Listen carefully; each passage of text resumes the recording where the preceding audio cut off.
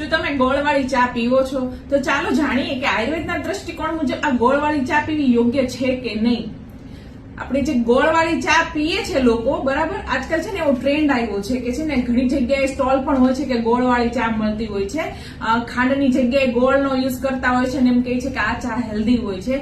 પણ આયુર્વેદ શાસ્ત્રની અંદર ગોળ અને દૂધ બંનેને જે જોડે લે છે એને વિરુદ્ધ કીધું છે. મતલબ કે ગોળ અને દૂધ બંને સાથે લેવું વિરુદ્ધ આહાર છે, એટલે ગોળ અને દૂધ સાથે લેવું જોઈએ નહીં. આપણે ઘણીવાર માર કર્યો હોય છે કે જયારે ચા બનાવતા હોય છે ત્યારે ગોળ એડ કરીએ દૂધમાં તો દૂધ ફાટી જતું હોય છે.